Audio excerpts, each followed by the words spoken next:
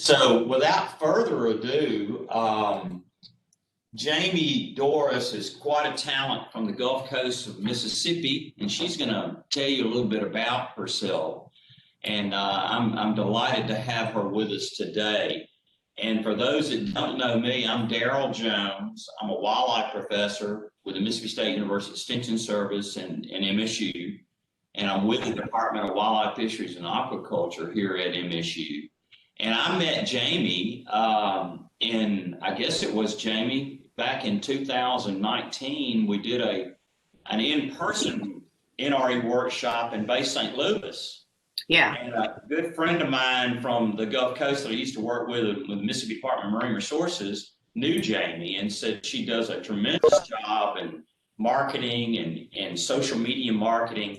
And in our in-person workshop, Jaimee came and did a similar talk that you'll hear today and just blew everybody's doors off.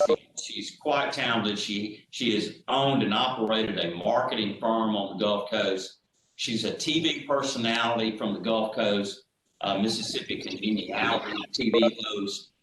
She participates in pageants and has so many things going on. I think you'll really enjoy her.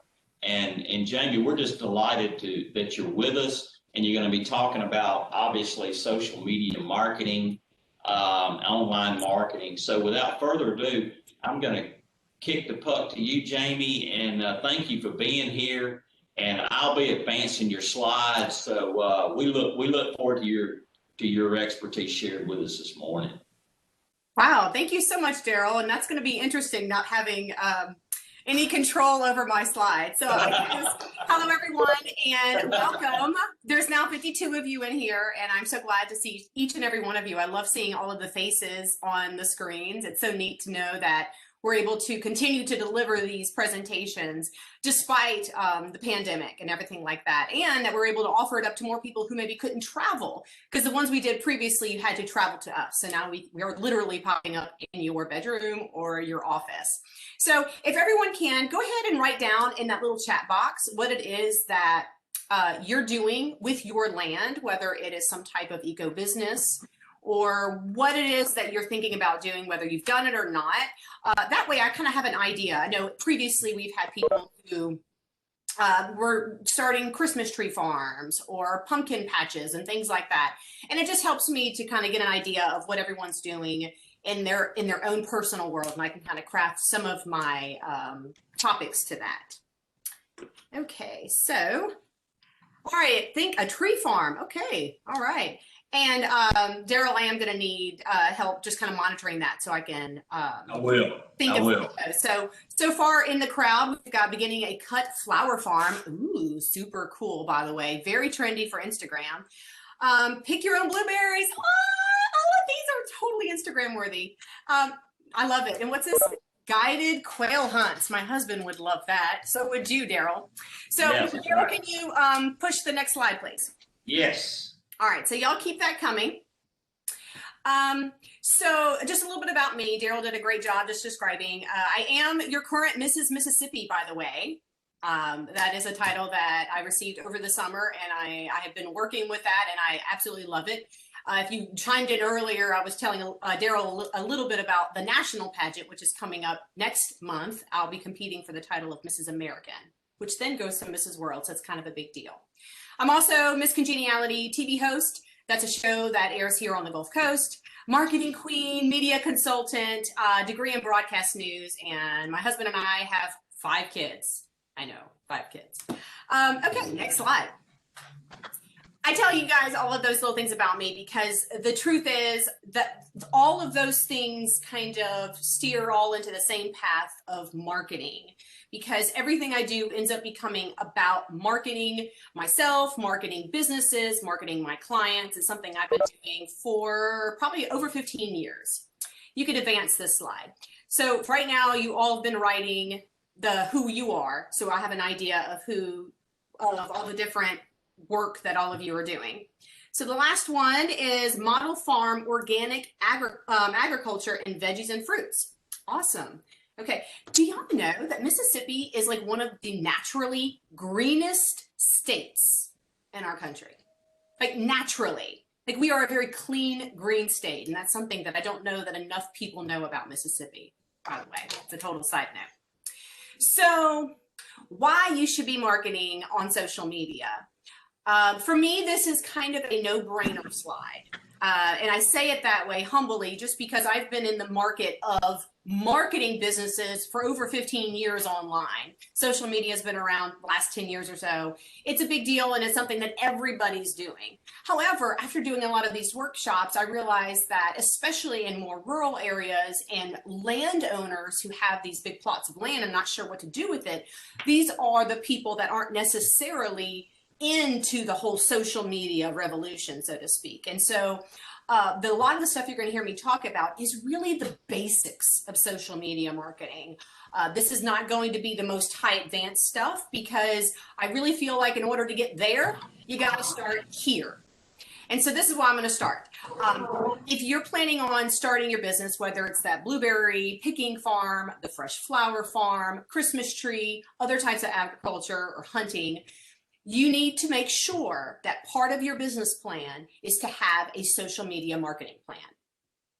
Absolutely. And the reason is very simple. I mean, look at the picture, right? Everyone is addicted to their phones except for Daryl, who comes home and doesn't have Wi-Fi. Most people do have Wi-Fi and most people are on their phones. I don't know. I think it's something like 6 hours a day, something like that. That number, I read different numbers all the time. Most people use social media in some form. At the very basic, they're on Facebook. But people use, I mean, my kids are all using TikTok. I use Instagram like it's going out of style. But most people are on some form of social media. And it's free. It's absolutely free to use. So unlike advertising back in the day where, you know, you needed to get an ad on in a paper or on the TV or on radio, you can, you know, set up profiles on social media for free, zero, wonderful.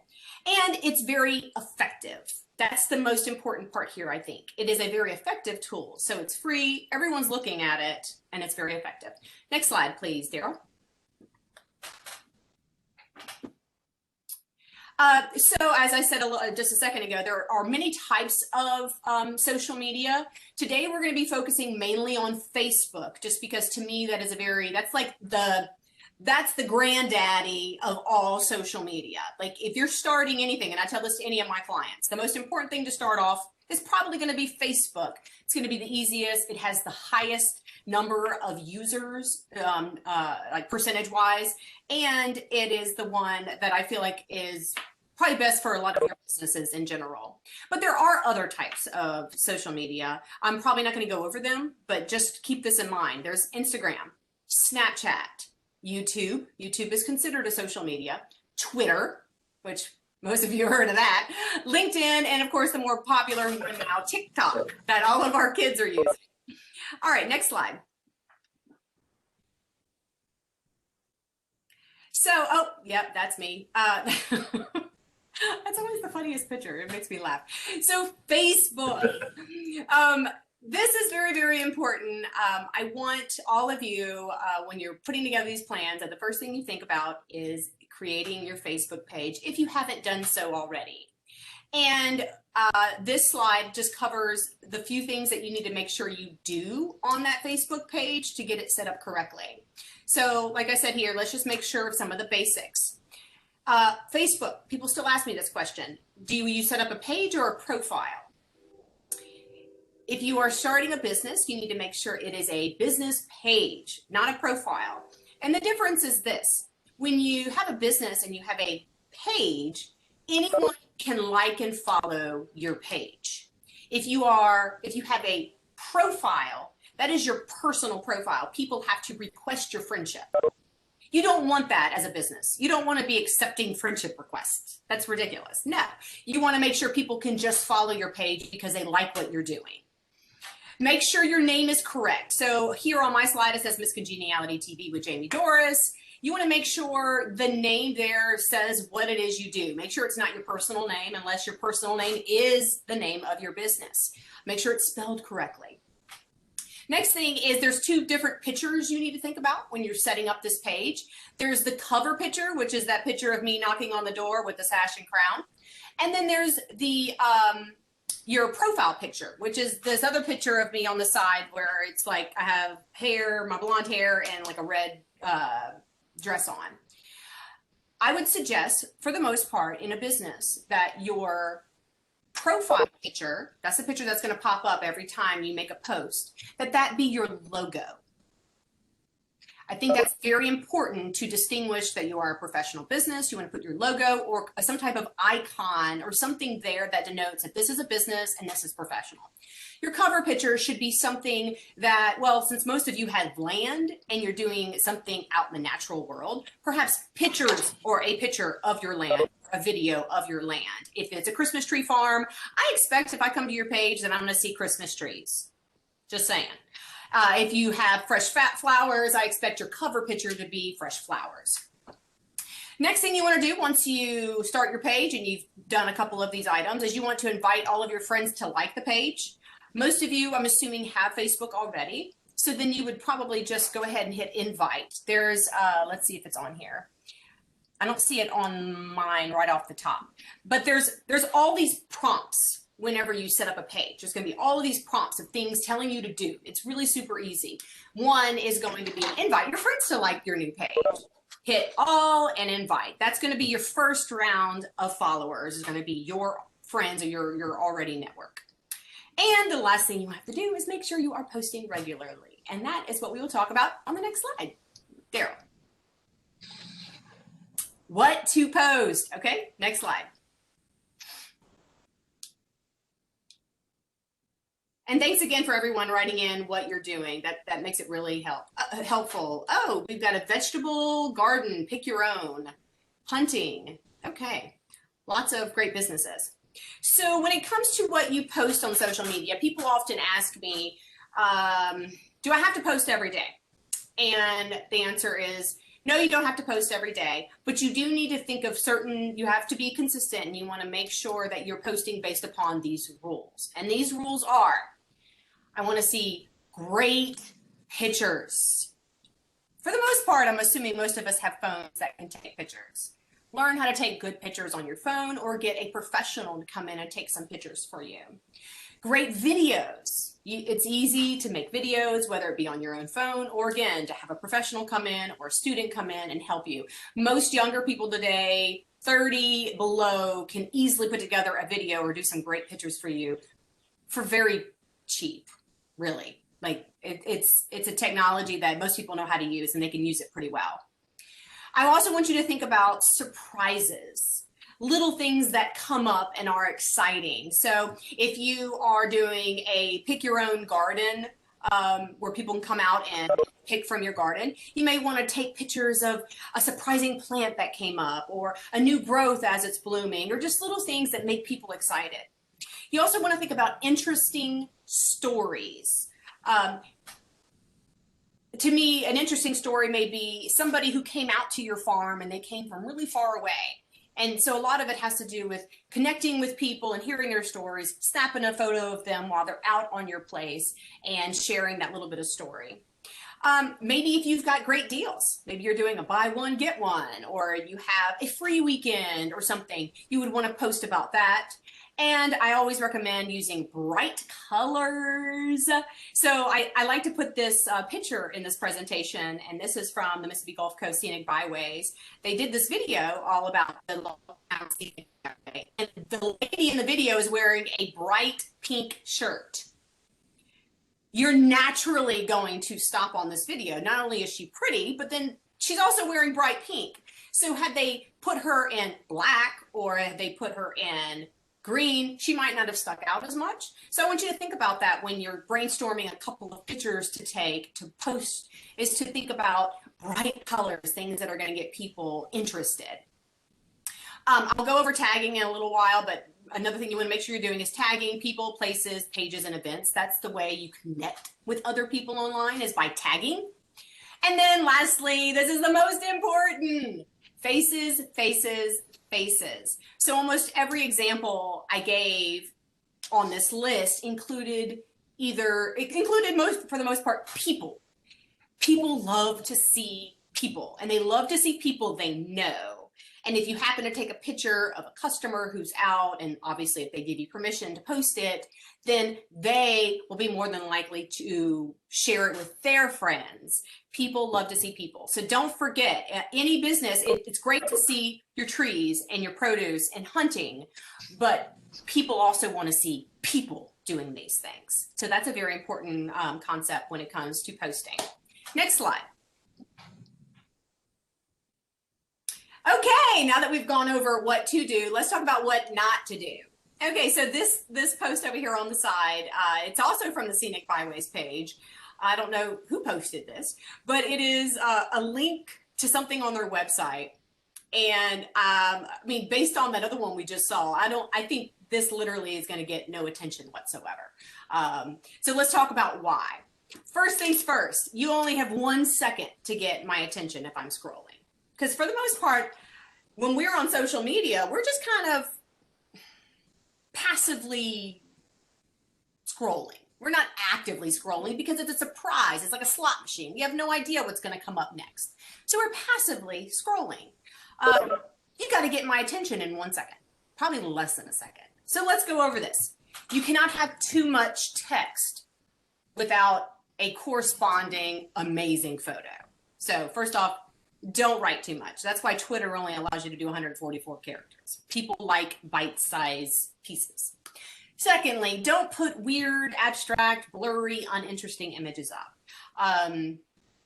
If you're going to do wildlife pictures, or you're going to do pictures of trees or produce, make sure it looks really good. It may look good to you in some situations, but for the most part, you want to make sure that the average person is going to find it interesting and understand what they're looking at. Don't put a boring story up. Please. People don't tend to read really long posts anyway. And so unless you're a great storyteller, I wouldn't put too much information in there. Try to stick to smaller snippets of information and then really good imagery. I like to say don't do inconsistent messaging. That basically means if you've got one voice you're using on your page, try to keep that consistent. Not like you have different people talking, because then it might confuse the person who's been following your page. Oh, this is the biggie. Incorrect grammar. Oh my gosh. I'm guilty of it myself. A lot of times I have to reread something I post because invariably I will leave out a couple of words or misspell something.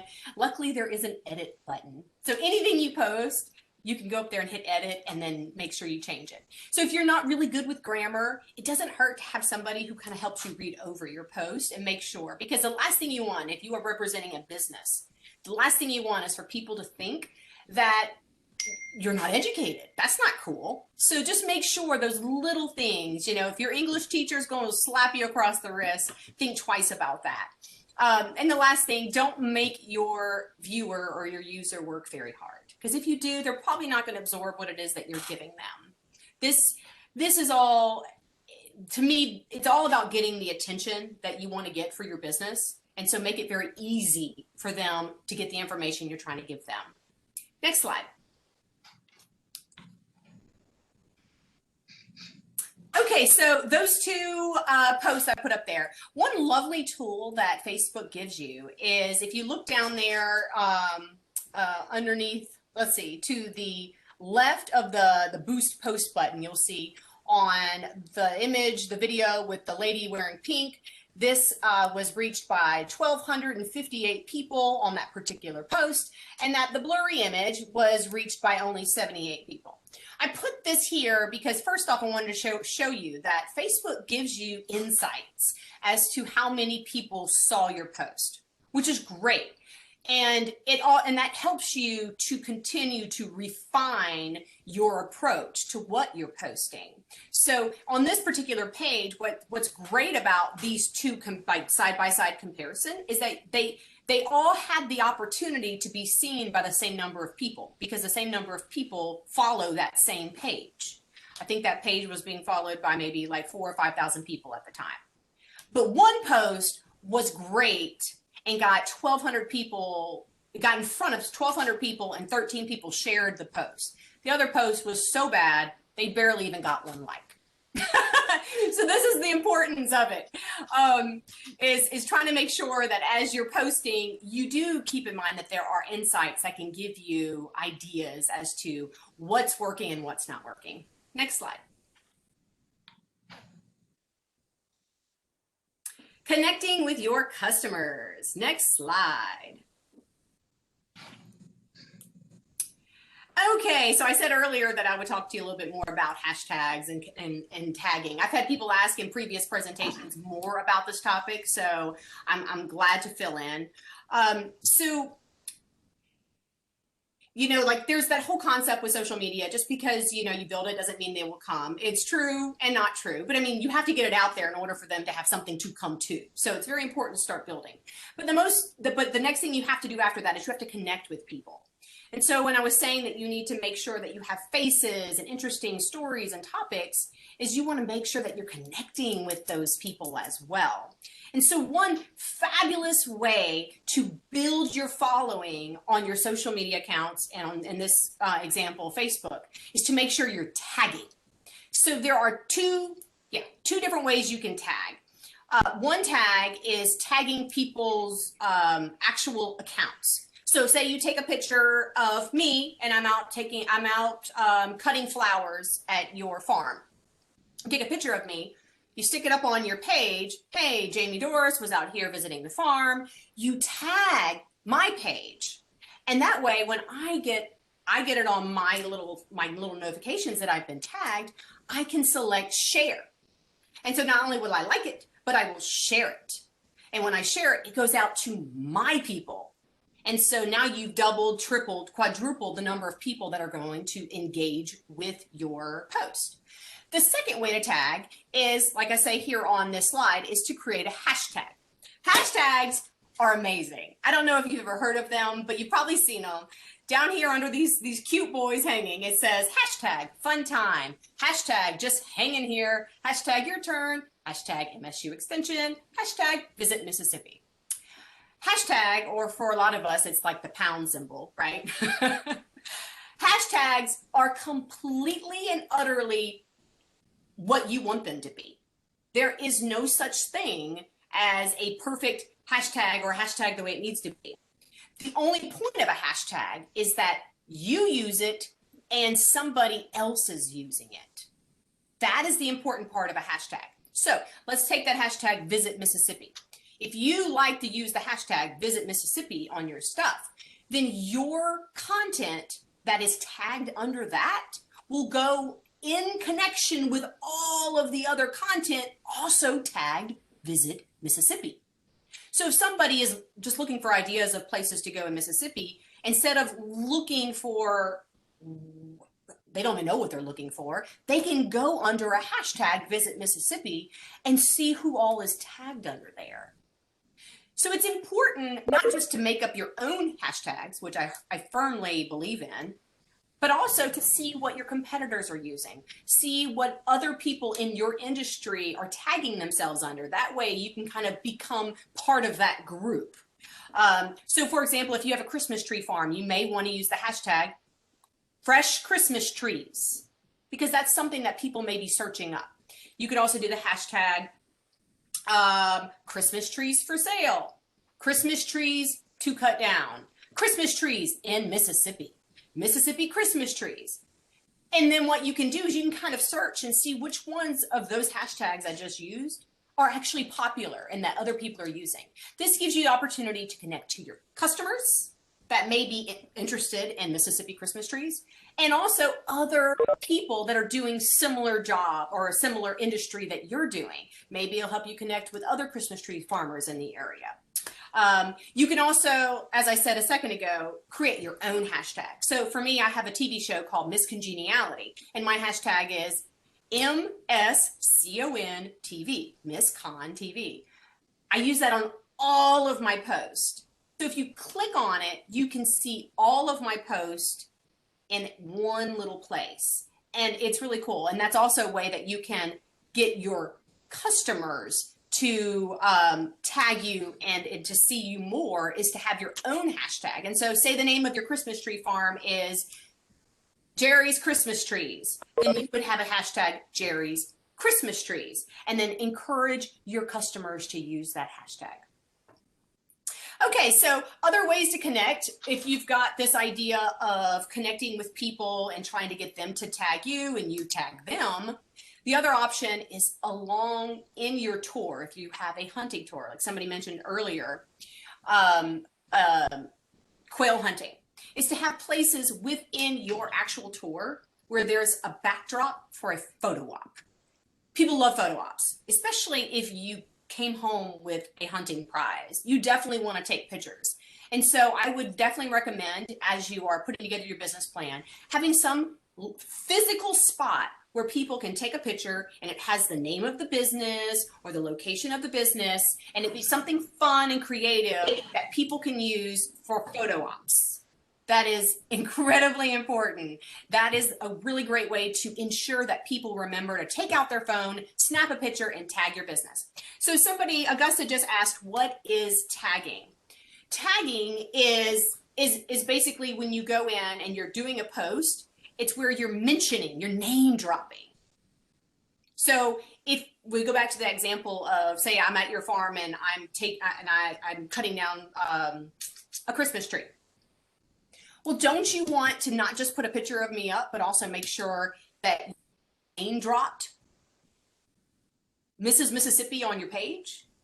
That's what tagging is. So you would say, hey, look who stopped by Jerry's Christmas tree farm today. Tag, and you would tag it on Facebook. There's a little @ symbol, and it's the @ symbol on you can use it on your phone, on the keyboard, and you do @. And then you would have to find the person's page name. So my page name, as we showed earlier, was Miss Congeniality TV. So you would go hashtag, or not hashtag, you would go @MSCO, and then it would probably pop up for you at that point. But that's how you tag it. So the regular tagging and the hashtagging are different based upon using the @ symbol, which goes to the person's page, and the hashtag symbol, which is an arbitrary tagging system for everybody's content. I hope that answered your question. Okay, and so last thing on this slide is I like to remind people you can offer incentives like free products or special opportunities when customers are capturing and posting about your business. So these are just a lot of ideas, and I know I'm throwing a lot of information out at you, but I feel like you need to know the breadth of all of this so that you can get started and you can kind of see where you're going. Okay, next slide.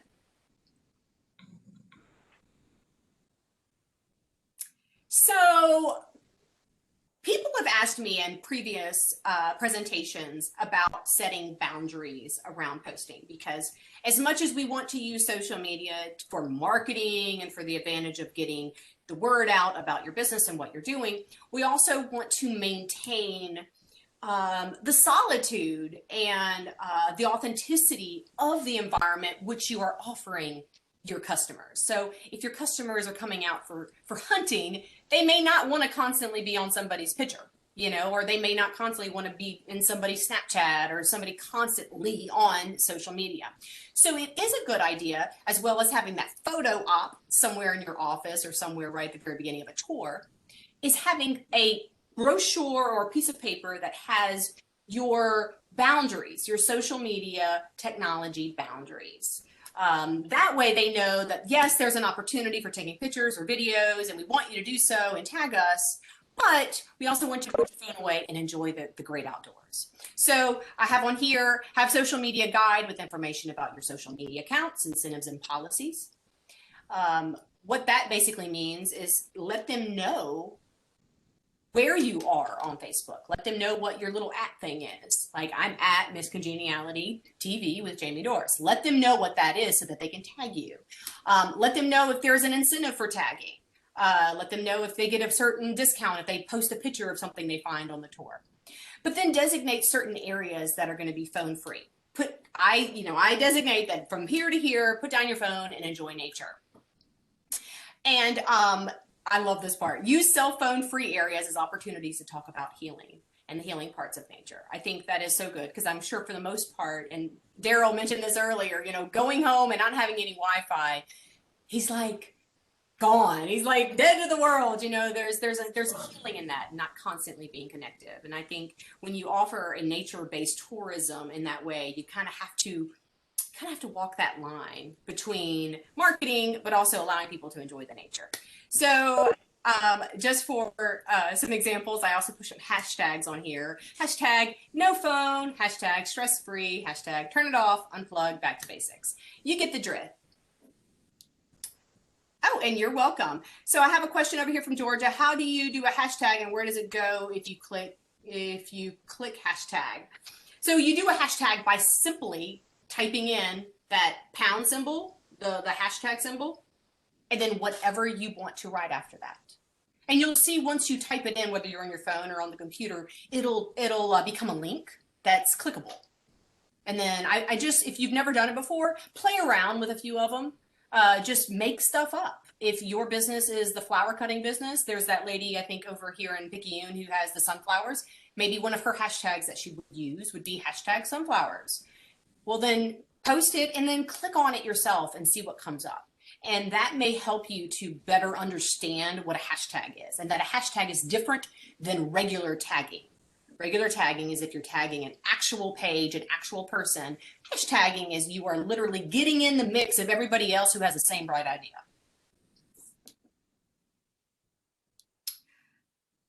Okay, so next slide.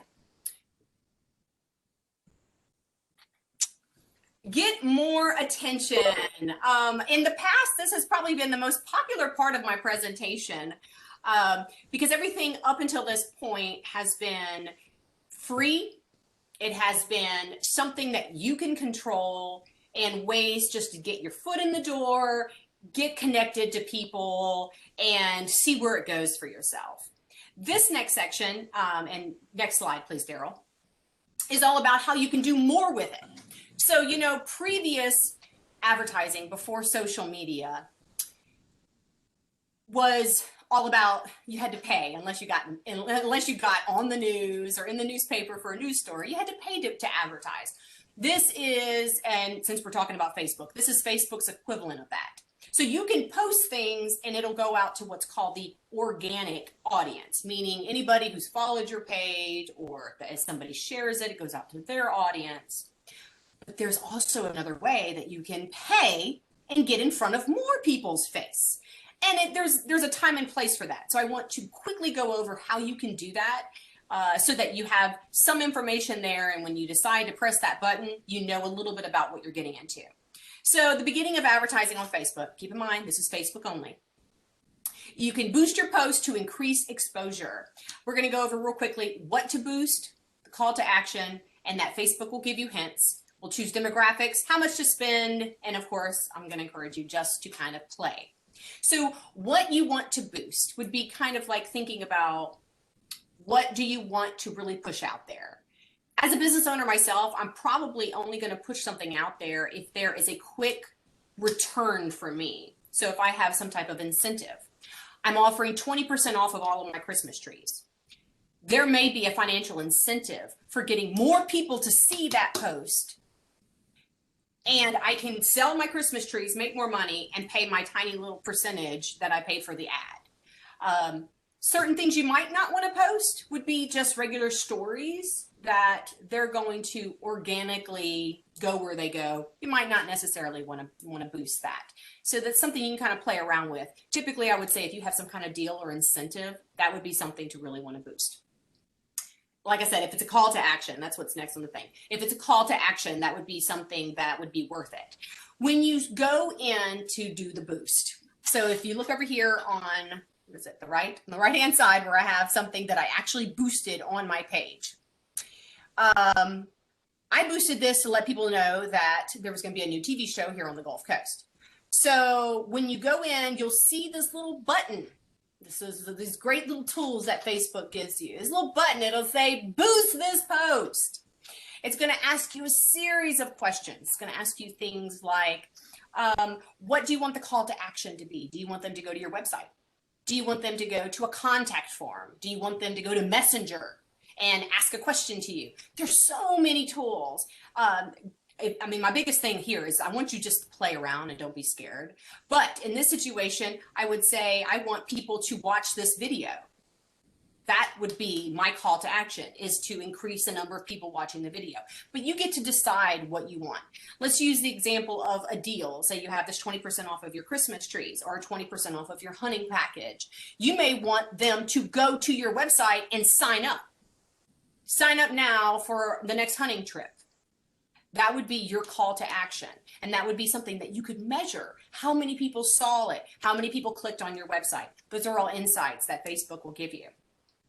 Something else that I find so incredibly amazing about Facebook advertising, and let me just tell y'all, I have no affiliation with Facebook whatsoever. It's just, the #1 social media at this point. But you get to choose the demographics of who sees your advertisement. Like, this is the neatest thing in the world. I mean, when you get an ad in a newspaper, you don't get to just say, I want my ad to go only to 30-year-old women. You don't get to do that. It goes out to anyone and everyone who reads a newspaper. Not on Facebook.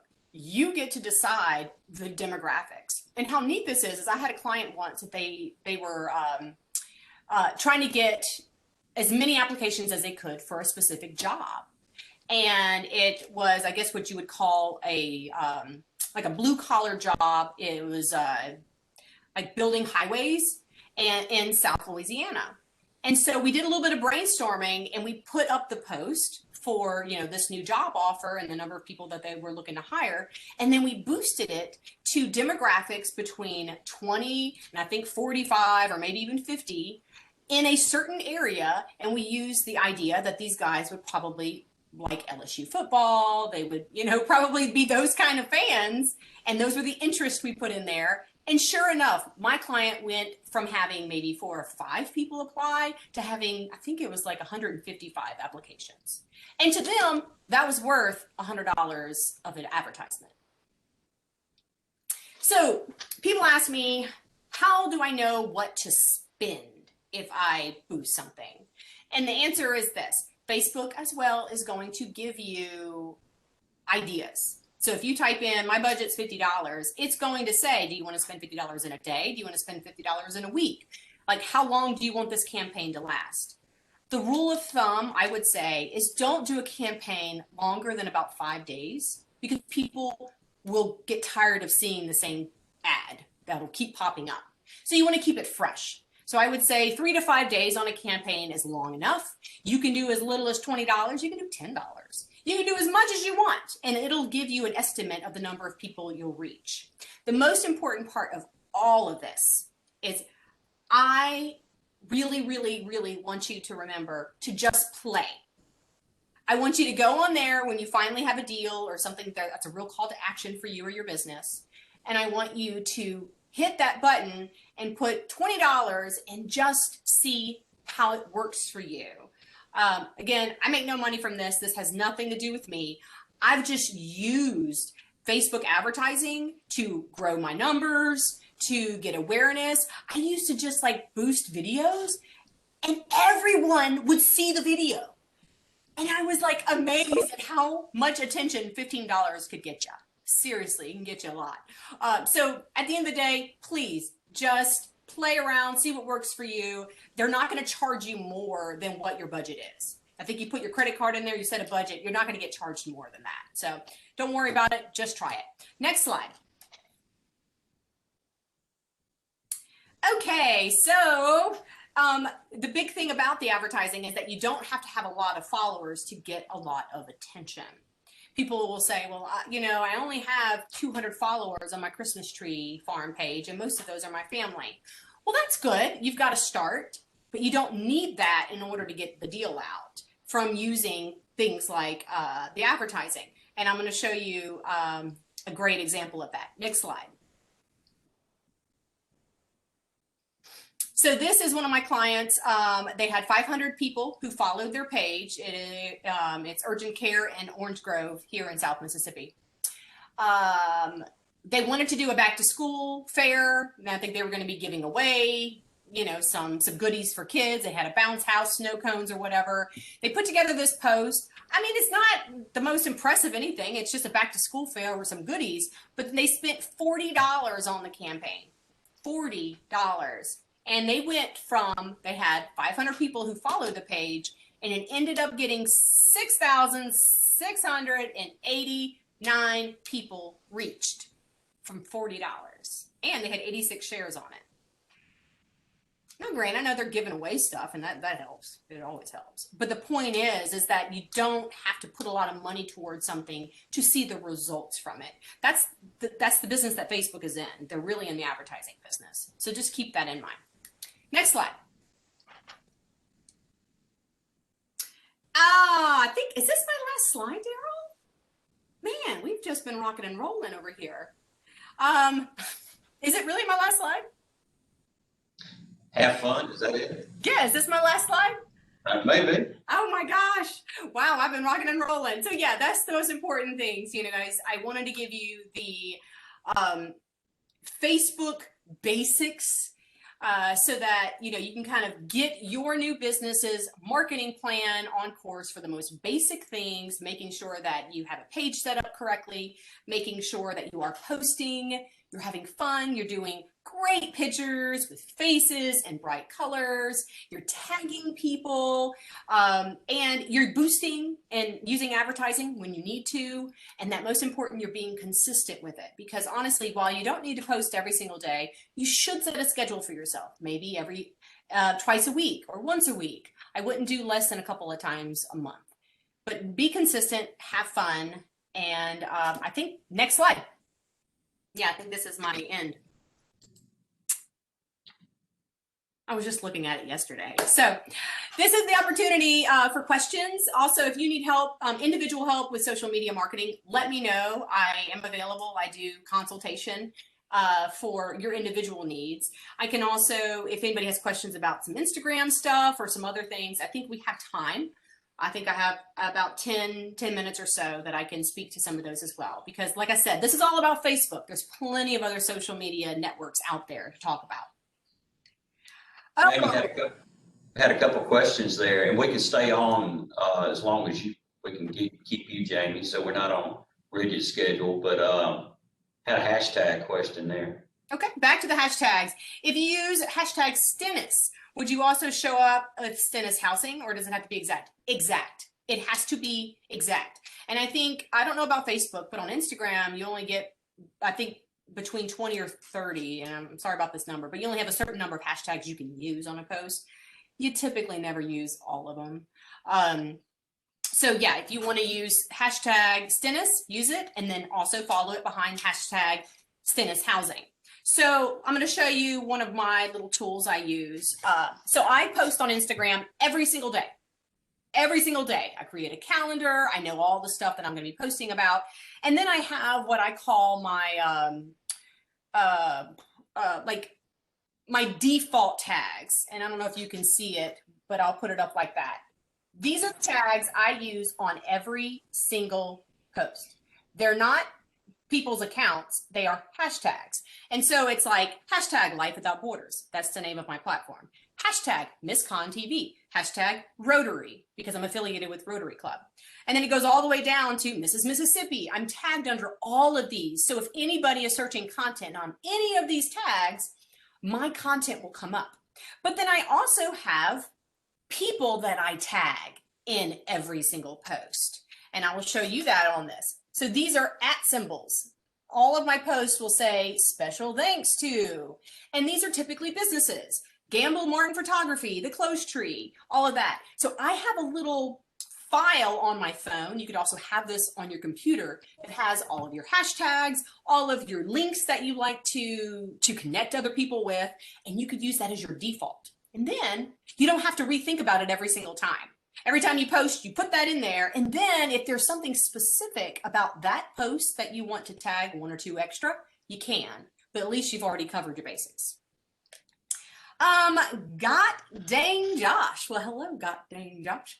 How often should I post on Instagram? I post every day, but it really just depends. What is your business? And I'll tell you a little bit more about that. Do videos or photos perform better? In my opinion, photos perform better because it's just a still image. People like that. But if you've got a very engaging video, post it. Just make sure you're using the tool on Instagram where you can scroll and pick your, what's it called? My brain's not working. The image that you want it to be your cover image, because as a video, it's going to post as a photo on your grid. So make sure you're using the best image for that cover image. And that's a little tool on Instagram when you're posting a video. God dang Josh says, I inherited 100 acres of farmland. I'm learning on the go. Well, good luck on that. I think you could definitely post every single day. I love nature-based tourism. There's lots of Instagram Instagram businesses that are posting photos of nature. People really like that. And so I would actually recommend having a photographer come out if you're not really all that good, having them take hundreds of pictures, professional pictures. And then they give you all the pictures. Make sure you tag them in all the pictures. And you can put together one post for the next 3 months. And what? They may charge you a couple $100. Boom. That's your marketing budget. It's really, really affordable. But that's what a lot of people do. I know I stockpile images. I have 60 plus images that have never seen the light of day and that are great, but they're being stockpiled for certain days. So that's definitely something that most people don't realize when they get started. They think that they need to take a picture every single day. No, you can stockpile that. Okay, let's see. I saw another question. Are there different types of Instagram accounts, such as personal or business? Yes, there are business accounts and personal accounts on Instagram. And I think it has more to do with whether or not you're able to advertise and whether or not you get your insights. So I have a business page on Instagram as well, and I can see all of my insights. I can see which, the same things you see on Facebook, which post got more attention, got more clicks, likes, all that jazz. Hey, Jaimee, there was someone that said about critical. How do you control negative comments and all that? Just kind of watch your account, and what do you suggest on that? I'll be honest with you. I haven't had that much experience with trolls and negative comments, and I say that to give you the understanding that while it's out there, you're going to have to grow really big to get there. Now, you might have a client or a customer that isn't so thrilled about their hunting trip or their Christmas tree, and they may post a review. And the only thing you can do if they post a negative review is respond nicely to the review, to whatever their problems were, and make an offer. So if they say, oh my gosh, I bought this Christmas tree from Jeff's Christmas Tree Farm and it died the next day, you can't delete that. Okay, the only thing you can do is set a precedence that you're going to respond kindly back. Say, hey, I am so sorry that Christmas tree died. Come back and we will help you get another Christmas tree. Just, that's the best way to respond to those kind of reviews. I do have trolls on some of my YouTube, but for the most part, it's not as much as you would think. Most people think, oh my God, they're going to have all these trolls. But in my experience, you have to have a high number of people that are looking at your stuff to get that small number of trolls coming out. But yeah, I have some videos that trolls come out, but it's like, you just ignore it. Honestly, I think people these days understand that you can't make everybody happy. I saw the comment, I think it was from Liz Barber.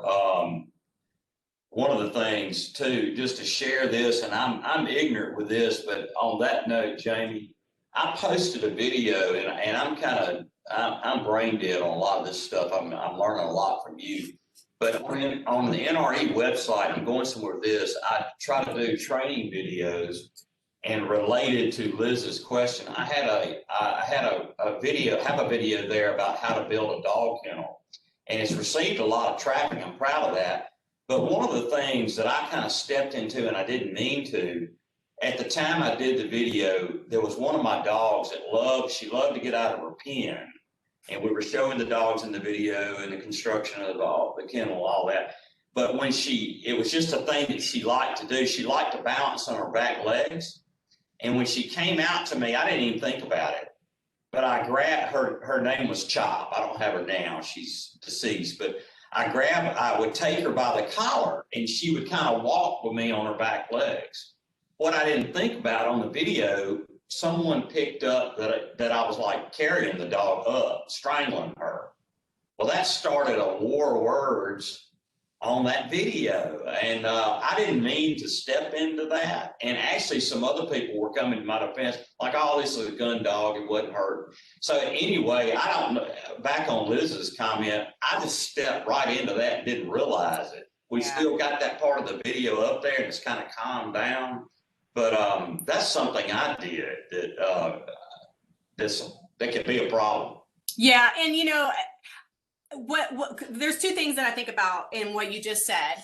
First thing that comes to mind as a marketing person is I go, well, now you need to create a video about your dog that walks on its legs, because that's interesting. Now I want to know. And so to anybody that was trolling, you could say, hey, check out my video about, what'd you say the name was? Chocolate? Chop, Chop. You know, check out my video about Chop and this amazing dog that walks on his hind legs. So now that was a missed opportunity.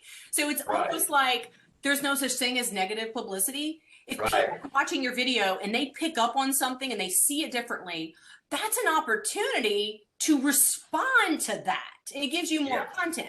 I also think that you always have to remember you're not going to make everybody happy. I mean, I've put up videos, and if y'all don't know this about me yet, I wear formal gowns for everything except for obviously this presentation. And so, I mean, I have people write things like, why is this old woman wearing a prom dress? I mean, whatever. Obviously, if you watch my stuff, you realize I'm wearing a prom dress and everything. So that's kind of my shtick. But regardless, you're not old, Jaimee. I disagree with that. Well, they were probably 16. But regardless, you learn to just go, this is worth my attention, and this is not. So like the dog thing, that's worth your attention, because you don't want people thinking that you're abusing your dog. Right. So that's worth another video. I responded. I didn't think video is a good idea. I responded to it and tried to describe that as succinctly as possible, and it kind of calmed it down. But it was kind of comical to me, the war of words that I wasn't about, that started between some of the public out there. Like, he wasn't mistreating the dog, or yeah, he was. I mean, it was almost comical. And that is what happens. It will be a natural discourse. I've had that happen before, where I posted something and then I had maybe a couple of negative, comments about it. But then I had fans or people that understood the work that I was doing who came back to my defense. And so, that's why I don't worry about the whole troll thing. I mean, if it's an opportunity for you to respond to a real concern, then use it. If it's not, forget about it. It's just doing business. You're not gonna please everybody. Some people are gonna think you're an old woman in a prom dress. So that's okay. That's right. Grow a thick skin. Don't worry about it. Get over it. Okay, so take the weakness and make it a strength. Smart response. Well, thank you. What is a troll? Oh, so what is a troll?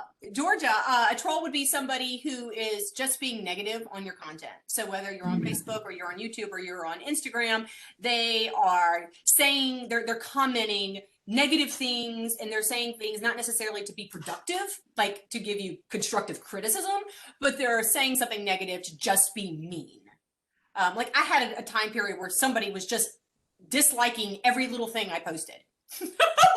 Unlike, I'm like, why? That's like a troll, Okay, so explain how Facebook and Instagram can link their posts. So if you are on Facebook and you're on Instagram, which I highly recommend for pretty much all of your businesses, if you're doing agriculture, because people love nature pictures, you have the opportunity, if they're both pages, that you can link your, you go to your settings on Instagram and you can add in your page from Facebook. And then whenever you post on Instagram, you have a little option to also post on your page on Facebook. Because, Facebook and Instagram, Facebook owns Instagram. So it's all very seamless. The only thing I ever have to do to, I guess, fix posts that I've kind of linked on both is that after I post it on Instagram, I go back into my Facebook page and edit that post that popped up automatically, and I will change the tags, not the hashtags, but the links, because the links aren't linked correctly. So that's just something to keep in mind. The links will be correct on Instagram, but they won't be the correct links on Facebook. Yes, you can take a personal account. God dang, Josh, I just love your day. You can take a personal account and turn it into a business. Yeah, just go into your settings. Other questions, folks? You're welcome. Yeah, any other questions? And if you have some questions, you feel free to contact me. I am on Facebook. You saw my page, Miss Congeniality TV with Jaimee Dorris. I'm on Instagram, my little @ symbol, which is my tag, @Jaimee Dorris. There's 3 E's there. And then my email, Jaimee, 2 E's, @misscon.tv. And there's my website, misscon.tv. Just think of like a convict. Because I'm totally convict. They had a question there. I don't know if I understand the question. Can you repeat what's measured? Let's see. A convict in a prom dress. Thank you. Look, I thought about doing a great marketing thing where I'm wearing an orange prom dress behind bars. Miss Con TV. Anyways, what measured gets managed? I'm not quite too sure I understand the question. You can go into, oh yeah, what gets measured gets managed. Absolutely, I agree with that, because if you see that some posts are getting a lot of attention and others are not, then it gives you the opportunity to continue to refine your approach. So yeah, absolutely, it's definitely a business principle. And is there any other question? Jaimee, that was a great talk. Really, really enjoyed it. It's very informative. I've got a lot of posts here on the chat box to me saying they really enjoyed you as well. Thank you. Thank you so much for being with us today. And your talks are always so informative, and I learn something every time. Now I got to go back and put a dog video in there about how likes to walk on his back legs. I gotta see, my website. And make sure you link it. Make sure you put that link into the comments. Oh, no, you just got over my head, No, that's good. That's great. All of this is really good. Thank y'all for participating today. And just to remind you, we are taping Jaimee, so I'll have this on the website. So you can go back and listen to it, watch it later, and you can share it with people. And that will get more exposure for Jaimee's expertise and this good information. Jaimee, thank you for being with us today. Thank all of y'all for being here, and really enjoyed it. And we're going to do it again tomorrow, talking about Farm Bill programs, and then on Friday with business plan development. And I'll reference Jaimee on some of that Friday about the marketing, Jaimee. You covered all that so well, so much better than I can. So thank y'all for being here. Jaimee, appreciate your time, and thank you very much, everyone. All right. See you later. Bye, everyone. Bye-bye.